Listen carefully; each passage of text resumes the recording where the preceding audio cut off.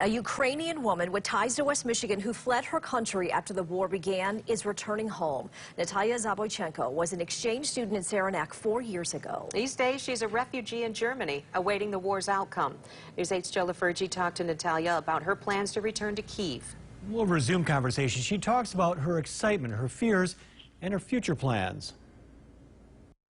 Her connection to home is through the friends who stayed behind after Nataliya Zaboychenko and her mother fled Ukraine when the bombs began to drop. That was 3 months ago. Some coffee shops are even open right now because people started coming back to Kyiv, and even though government is not wanting people in Kyiv because it puts them at danger, people still really want to go home. So Kyiv's starting to live like normal life based on my best friend's stories. She's now in Germany with her parents. Life is much calmer. The air raid sirens don't sound. The bombs don't drop. But it's not home. Nataliya plans on temporarily ending her war-driven exile this weekend. She's going home. Seeing the same trees, the same architecture, the same language will bring me some peace. Part of her concern is bureaucratic. She's worried her refugee status may make it difficult to return to Germany.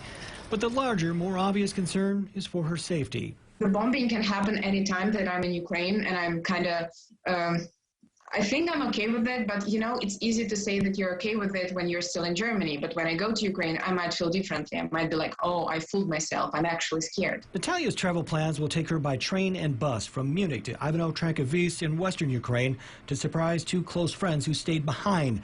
But her parents want her to continue east to Kyiv and pack up items they left behind in the middle of the night when they fled the war. She's still deciding on whether to take the 24-hour-plus ride to Kyiv. She's not sure what to expect if she goes, both physically and emotionally.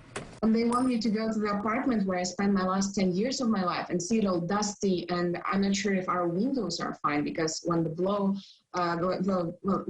lands, the windows go out. I might will have to see my apartment and my childhood bedroom, and I might have to pack it all and throw it away or give it for some volunteering purposes.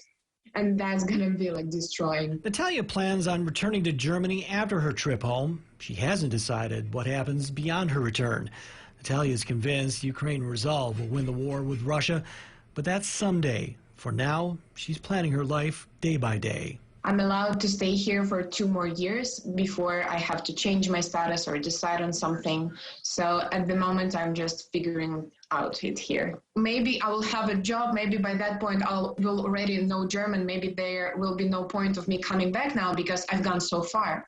But if it's going to end in August, I might come back. I love Kyiv. And Nataliya continues to work towards a university degree through online classes.